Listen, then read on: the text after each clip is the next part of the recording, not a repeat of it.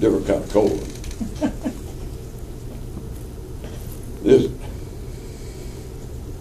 A colon can be used to connect two independent clauses if the second independent clause explains or describes the first independent clause. The ship was very large, period. It had an 80-foot tall mast, main mast, period. The second statement is describing that ship some more, isn't it? The first sentence says the ship was very large. Mm-hmm. Well, if you know if it's got an 80-foot mast, it's going to be a big ship. It's not your basic sailboat. So the ship was very large, colon.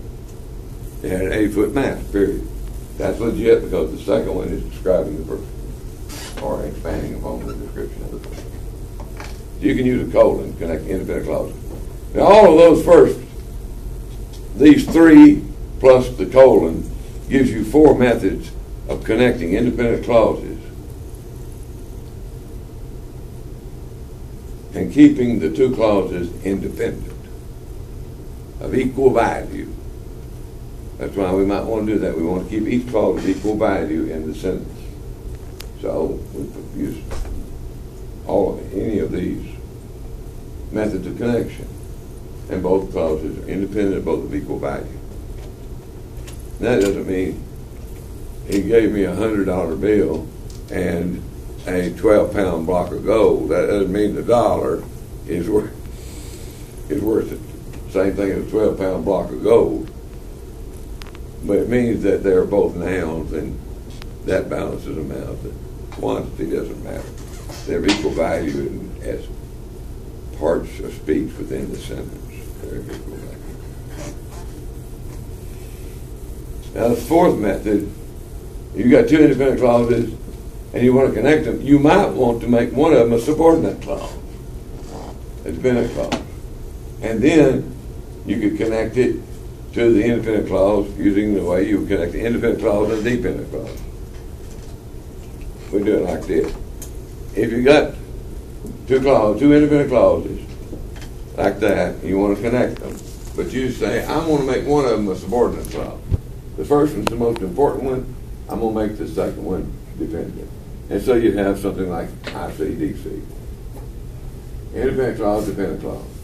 Most of the time when you've got the dependent clause last, you don't even need a comma between.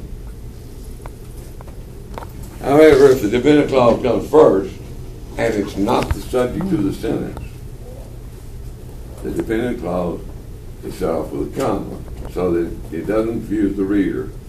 You don't want the reader to think that the dependent clause subject is the subject of the sentence. It's not. The subject's going to come after the comma. When the dependent clause follows the independent clause, usually no comma is necessary between them. When a dependent clause introduces the sentence, a comma is necessary to the dependent clause unless the dependent clause is a noun clause acting as the subject of the sentence. The team practiced extra hard all week, period. The championship game was to be played on Saturday, period. So we're going to turn one of them into a dependent clause. The team practiced extra hard all week, and now the second one is dependent because I'm going to introduce it with the word because. That's a subordinating conjunction. It makes the second one subordinate. The team practiced extra hard all week because the championship game was to be played on Saturday. And what we're trying to do here is emphasize that they practiced hard all week. Now, you can put because the championship game was to be played on Saturday first in the sentence. It would have to be set off with a comma. Because the championship game was played on Saturday, comma, the team practiced extra hard all week. Now, in this case right here, we're going to turn this one into a noun clause. We're going to say John was going to start a quarterback. It was big news around the campus. We're going to take the first of the independent clauses and turn it into a dependent clause by beginning it with the word that. In his first case, that John was going to start a quarterback is a noun clause acting as the subject of the entire sentence. It means the same thing as the word it did in the first one up there. That it refers to John was going to start a quarterback.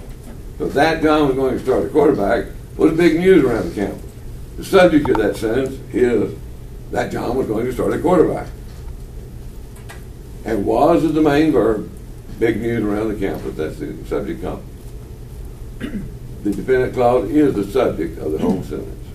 It was big news around campus that John was going to start a quarterback, period. In this case, that John was going to start a quarterback is still a noun clause, but is acting as the subject complement. Subject complements are things that come after the verb that rename the subject. Rename it or describe it. In this case, it's really renaming. If that didn't do it for you, you might want to look at the other one. Look at this one again. They're on your CD. And we will be seeing you all on Tuesday of next week.